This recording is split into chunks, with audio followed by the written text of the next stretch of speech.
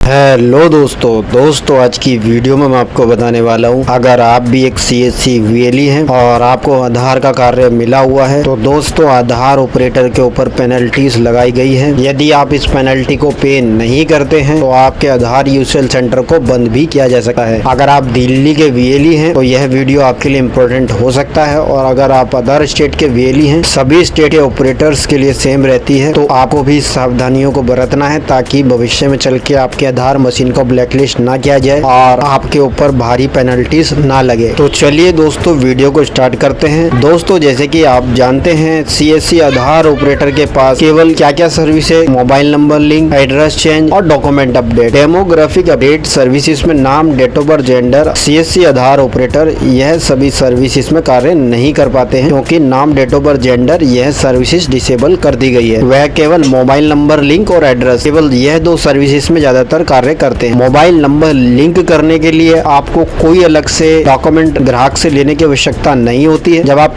कोई document upload ही नहीं करोगे तो आप पर पेनल्टी आने का मतलब ही नहीं बनता है। अगर आपने किसी का नंबर लिंक किया है, XYZ कारण से वो पैकेट रिजेक्ट हो जाता है तो आपके ऊपर कोई पेनल्टी नहीं आएगी। लेकिन साथ ही कुछ ऑपरेटर्स क्या होते हैं, अपनी ट्रांजेक्शन को अधिक से अधिक बढ़ाने के लिए, जैसे कि आप देख सकते हैं ये UIDAI का स्टैंडर्ड फॉर्मेट सर्टिफिकेट है, जैसा मर्जी उल्टा सीधा जो कस्टमर लेके आते हैं वही अपलोड कर देते हैं। यही स्टैंडर्ड सर्टिफिकेट आपको कस्टमर जब लेके आते हैं ध्यान पूर्वक देखना है कहीं इसमें मिस्टेक तो नहीं है। इसी सर्टिफिकेट की वजह से आधार ऑपरेटर ब्लैकलिस्ट होते हैं और साथ ही उन पर भारी पेनल्टी भी लगाई जाती है। जैसे कि आप देख सकते हैं यह सभी दिल्ली के VLE है और इन पे भारी पेनल्टी भी लगाई गई है। जैसे कि आप देख सकते हैं इन पे 8600 रुपए की पेनल्टी है, इन पे 5000 की है, इन पे 4000 की है और यहाँ पे 3500 रुपए की पेनल्टी लगाई गई है। तो दोस्तों जब आधार ऑपरेटर मोबाइल नंबर लिंक की सर्विसेज में कार्य कर रहे हैं वहाँ तो डॉक्यूमेंट अपलोड करने की आवश्यकता नहीं है, तो ये पेनल्टी जो लग रही है तो कहीं ना कहीं स्टैंडर्ड फॉर्मेट सर्टिफिकेट को लेते समय कहीं ना कहीं मिस्टेक हुई होगी, जिस कारण से इस पर पेनल्टी आ जाती है। इस वीडियो में आपको बताने वाला हूँ आपको क्या क्या गलती नहीं करनी है और कैसे इसको फिलअप करना है, और आपको अगर इस सर्टिफिकेट में कोई गलती लगती है निसंकोच आपको कस्टमर को मना कर देना है, सर यह सर्टिफिकेट एक्सेप्टेबल नहीं है, मैं इस सर्टिफिकेट के बिहाफ पे आपका एड्रेस चेंज नहीं कर सकता हूँ, इस सर्टिफिकेट में ये कमी है, आप इसको दोबारा से बनवा के लेके आ जाइए, मैं एड्रेस चेंज करने को तैयार हूँ। अभी 1 बाय 1 करके डिस्कस कर लेते हैं। मैं आपको बता देता हूँ, सबसे पहले जब आप किसी नागरिक से यह स्टैंडर्ड फॉर्मेट सर्टिफिकेट लेते हैं तो क्रॉस वेरीफाई करना आधार ऑपरेटर की जिम्मेदारी है। आपको ऐसा नहीं सोचना भाई किसी MP MLA ने मोहर लगाई है या कस्टमर भर के लाए हैं या MP MLA ने मोहर लगा के दी होगी, वो जाने उन्होंने वेरीफाई किया होगा, वो उनकी जिम्मेदारी है। ऐसा नहीं सोचना है, आपको क्रॉस वेरीफाई करना है। कहीं से भी कस्टमर इस फॉर्म को प्रिंट करा के लाए हैं, हालांकि आपने इसको अपनी राइटिंग में नहीं फिलअप किया है, कस्टमर ने फिलअप किया है, तो जो गलती है कस्टमर को बता दीजिए, दोबारा से इस कस्टमर को फॉर्म को प्रिंट करके दे दीजिए। जो आपका चार्ज है 5-10 रुपए वो ले लीजिए, या आप सही तरीके से फिलअप करके दे दीजिए और कस्टमर को दोबारा से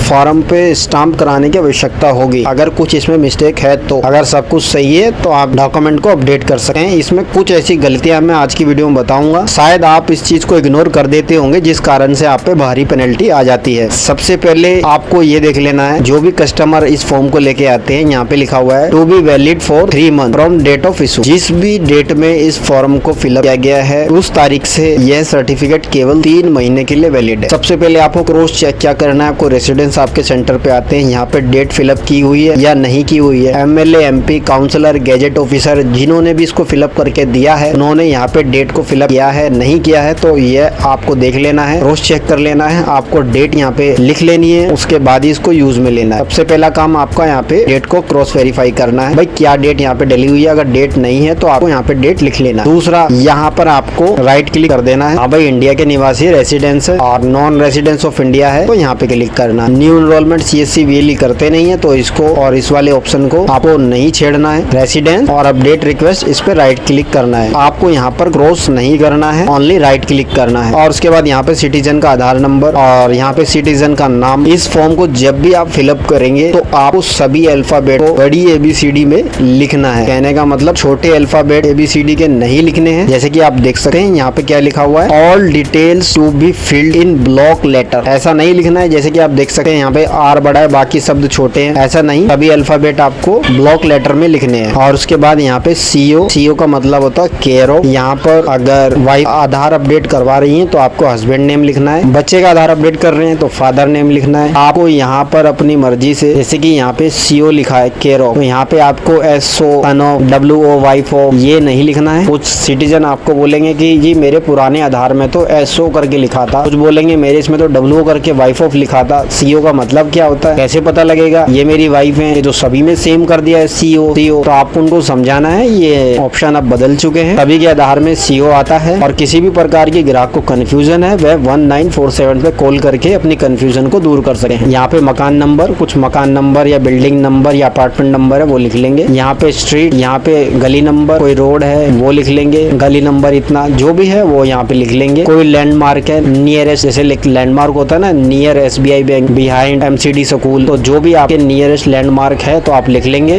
अगर आपके आसपास कोई लैंडमार्क नहीं है तो वो आप यहाँ पे नहीं लिखेंगे, आप इसको छोड़ सकते हैं। अब बात कर लेते हैं एरिया की, लोकेशन की। जैसे आपकी लोकेशन जो भी है, एरिया जो भी लगता है, पॉकेट है, सेक्टर है, जो भी लोकेलिटी है वो आप यहाँ पे लिख लेंगे। एग्जाम्पल के लिए जैसे कि आपने लिख दिया बलसवा डेयरी या रोहिणी, पीतमपुरा, तो आपको जहाँ पर भी आप रहते हैं आपको उस लोकेशन को लिख लेना है। अब मेन इंपॉर्टेंट पॉइंट दोस्तों यहाँ पे ये आता है, इस चीज को आपको अपनी इच्छा से नहीं लिखना है। अगर कस्टमर को इसकी जानकारी नहीं है तो आपको अंदाजा ला के नहीं डालना है कि भैया यहाँ का तो ये वाला लगता होगा या यहाँ का पोस्ट ऑफिस तो ये नहीं तो ये हो सकता है। मैं आपको बता देता हूँ इसके लिए आपको क्या करना है, यही गलती के कारण आपके पैकेट रिजेक्ट होते हैं। आपको यह गलती नहीं करनी, मैं आपको बता देता हूँ। इस चीज को आपको पहले वेरीफाई कर लेना है। सबसे पहले दोस्तों आपको आधार की ऑफिशियल वेबसाइट पे आ जाना है। आधार की ऑफिशियल वेबसाइट पे आने के बाद यहाँ पर आप डाउनलोड आधार वाले बटन पे क्लिक करेंगे। अब आपके सामने कुछ इस तरह से इंटरफेस ओपन हो जाता है। आपको इस लॉगिन पे क्लिक करना है। यहाँ पे रेसिडेंस का आधार नंबर, यहाँ पे जो कैप्चा कोड दिया है इसको कैप्चा कोड को एंटर करना। यहाँ पे लॉगिन विद OTP पे क्लिक करेंगे। आपके सामने कुछ इस तरह से डैशबोर्ड ओपन हो जाता है। अब आपको क्या करना है, इस वाले ऑप्शन पे चले जाना है, आधार अपडेट, जैसे कि आप देख सकते हैं इस पे क्लिक कर देना है। उसके बाद दोस्तों आप यहाँ पे क्लिक करेंगे, यहाँ पर अपडेट आधार ऑनलाइन का ऑप्शन आपको देखने को मिल जाएगा। आपको यहाँ पे क्लिक कर देना है। यहाँ पे आप क्लिक करेंगे प्रोसीड टू अपडेट आधार, इस पे क्लिक कर देंगे। और उसके बाद दोस्तों आपको यहाँ पे एड्रेस अपडेट वाले ऑप्शन पे क्लिक कर देना है और यहाँ से प्रोसीड टू अपडेट आधार। उसके बाद दोस्तों आपको स्क्रॉल करके नीचे की तरफ आ जाना है। एग्जाम्पल के लिए यहाँ पे मैं कोई पिन कोड यहाँ पे एंटर कर देता हूँ। जो भी आपके एरिया का पिन कोड है आपको उसको एंटर कर देना है। यहाँ से डेटा ऑटो फैच हो जाएगा। जैसे कि आप देख सकते हैं यहाँ पे लिखा विलेज टाउन सिटी, इस चीज को आपको देख लेना है। यहाँ पर विलेज टाउन सिटी में तो फिल आ चुका है, या आप सिलेक्ट भी कर सकते हैं जो आपके नियरेस्ट है।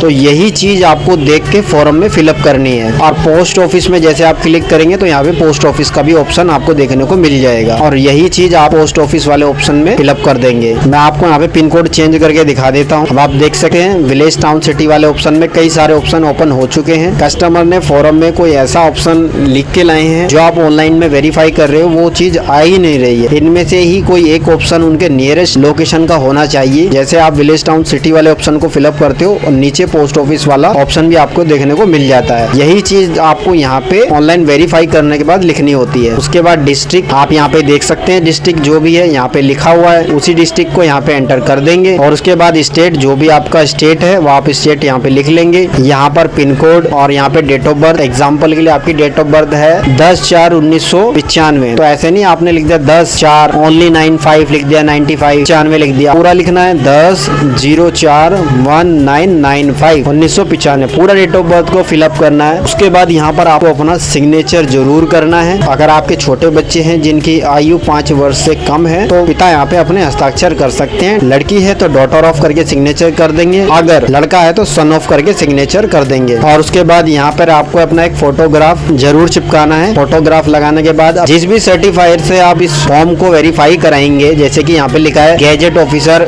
ए group, village panchayat head of मुखिया। अभी दिल्ली में तो विधायक हो गए, MLA MP हो गए, गाँव में आपको विलेज पंचायत हेड ऑफ मुखिया मिल जाएंगे। गैजेट ऑफिसर कोई B कैटेगरी के हैं या कोई MLA MP या म्युनिसिपल काउंसलर हैं या तहसीलदार हैं या किसी सरकारी स्कूल के प्रिंसिपल हैं, सुपरडेंट, वार्डन, कई सारे ऑप्शन आपको देखने को मिल जाएंगे। जो भी सर्टिफायर इस फॉर्म को वेरीफाई करेंगे वो यहाँ पे टिक मार्क कर देंगे। जैसे कि किसी MLA या MLC ने इसको सर्टिफाई किया है, यहाँ पे टिक मार्क करेंगे और उनके ऑप्शन के आगे टिक कर देंगे। सर्टिफायर यहाँ पर अपना नाम लिखेंगे, जो भी उनका नाम है, डेजिनेशन लिखेंगे, जो भी उनका पद है, MLA MP MLC gazetted officer tehsildar जो भी है, वो ऑफिस एड्रेस लिखेंगे। ऑफिस एड्रेस लिखने के बाद यहाँ पे एक कॉन्टेक्ट नंबर लिखेंगे और उसके बाद यहाँ पर सभी बॉक्स को चेक कर देंगे, राइट क्लिक कर देंगे सभी बॉक्सों पे। नो ओवर राइटिंग, इस फॉर्म पे कोई ओवर राइटिंग नहीं है। इशू डेट इज फिल, जो उन्होंने फॉर्म को फिलअप किया है इशू डेट उन्होंने यहाँ पे लिख दी है, कितनी तारीख में उन्होंने सिग्नेचर किया है। रेसिडेंस सिग्नेचर, रेसिडेंस का सिग्नेचर यहाँ पे किया हुआ है फॉर्म पे। सर्टिफायर ने अपनी सभी डिटेल्स को फिलअप किया हुआ है और यहाँ पे रेसिडेंस के फोटो पर क्रॉस सिग्नेचर जिन्होंने वेरीफाई किया है उन्होंने किया हुआ है और साथ ही स्टाम्प भी की हुई है। ये सभी टिक मार्क कर लेने हैं और यहाँ पे सर्टिफायर अपना मोहर लगाएंगे, अपना सिग्नेचर करेंगे और यहाँ पे डेट डाल देंगे किस तारीख में उन्होंने सिग्नेचर और मोहर लगाया है। दोस्तों आपके सेंटर पे जो भी रेसिडेंट्स आते हैं आपको इसमें संकोच नहीं होना चाहिए। अगर आपको लगता है उनके सर्टिफायर फॉर्म में कोई इशू है तो आप उनको क्लियर कट मना कर दीजिए। अगर आपको कोई त्रुटि लगती है फॉर्म में उनको बोलिए आप इसमें यह चीज करेक्शन करवा के लाइए, मैं आपका कार्य कर दूंगा, इस चीज में करेक्शन करवा के ले आइए। दोस्तों अगर आप एक आधार ऑपरेटर हैं, आपने सिटीजन से एड्रेस चेंज करने के लिए 50 रुपए चार्ज किए, एक गलती के कारण आपके ऊपर पेनाल्टी आ जाएगी और आपकी आधार मशीन को ब्लैकलिस्ट भी किया जा सकता है। कोई सिटीजन आपके सेंटर पे आते हैं, बोलते हैं जी मैं तो 5 किलोमीटर दूर से आया हूँ, अब मैं बार बार थोड़ी आऊंगा यहाँ पे, आप मुझे बार बार चक्कर लगवा रहे हो, बार बार परेशान कर रहे हो। हालांकि अगर सिटीजन के इस फॉर्म में किसी भी प्रकार की त्रुटि पाई जाती है उसको करेक्ट कराना सिटीजन की जिम्मेदारी है। ऐसा कई बार देखा गया है, सिटीजन ऑपरेटर पर हाइपर हो जाते हैं कि हमें तो परेशान कर रहे हैं, बार बार चक्कर लगवा रहे हैं, मैं थोड़ी भागदौड़ करूंगा इतनी गर्मी में। तो सिटीजन को बोलिए सर ये आपकी कॉल है, अगर आपको अपना कार्य करवाना है तो आपको उसको करेक्शन करवाना ही होगा, अन्यथा मैं इस डॉक्यूमेंट के बिहाफ पे आपका कार्य नहीं कर पाऊंगा। क्योंकि एक आधार ऑपरेटर आधार का कार्य लेने के लिए कितनी टर्म कंडीशन को फुलफिल करते हैं, बहुत मेहनत करने के बाद उनको एक आधार सेंटर मिल पाता है। उसके बावजूद अगर आप सावधानी पूर्वक कार्य नहीं करते हैं, छोटी छोटी गलतियों के कारण आपका आधार यूजुअल सेंटर ब्लैकलिस्ट हो जाता है, भारी पेनल्टी भी लगाई जाती है, तो इसमें दोस्तों आपका नुकसान है। तो इस चीज को आप समझिए और आप अपने सेंटर पर भविष्य में लंबे समय तक कार्य कर पाए, आप गलतियां कम से कम करें। चीजें समझ नहीं आती है तो आप अपने किसी फ्रेंड की हेल्प ले सकते हैं जो अनुभवी ऑपरेटर है। आपको रेसिडेंस के इस यूआईडी स्टैंडर्ड फॉर्मेट सर्टिफिकेट पे गैजेट ऑफिसर की जो स्टाम्प लगी है प्रॉपर विजिबल नहीं है तो आपको साफ मना कर देना है, क्योंकि जब स्कैनिंग में स्कैन होगा तो ऐसा लगता है कोई एडिट करके मोहर रखी हुई है या प्रॉपर मोहर आ नहीं रही है। जब कोई सिटीजन आपको एक पासपोर्ट साइज फोटो देते हैं, फोटो उन्होंने ब्लैक ड्रेस में खिंचवाई हुई है, अब ब्लैक ड्रेस के ऊपर जब मोहर लगती है तो प्रॉपर विजिबल नहीं होती है। तो इस चीज को आप देख लीजिए, कंडीशन को फुलफिल करके और सही तरीके से आप कार्य करेंगे तभी आपका सेंटर लंबे समय तक चल पाएगा, अन्यथा आपका यूसीएल सेंटर ब्लैकलिस्ट भी हो जाएगा और आप पे भारी पेनल्टी भी लगेगी। तो दोस्तों जैसे कि आज की वीडियो में आपने देखा है, अगर आप भी रेसिडेंस का आधार का पता चेंज करना चाहते हैं लेकिन यूआईडी स्टैंडर्ड फॉर्मेट सर्टिफिकेट आप जल्दीबाजी में क्रॉस चेक नहीं करते हैं और आपकी एक गलती के कारण आप पे पेनल्टी भी आएगी और आपकी मशीन ब्लैकलिस्ट भी हो जाएगी, तो इस चीज का आप ध्यान रखिए। तो दोस्तों मैं आशा करता हूँ मेरे द्वारा दी गई जानकारी आपको सही लगी होगी। अगर अभी भी आपके मन में कोई कंफ्यूजन है, कोई सवाल है तो आप हमें कमेंट बॉक्स में पूछ सकते हैं। और बस आज की वीडियो में इतना ही, धन्यवाद।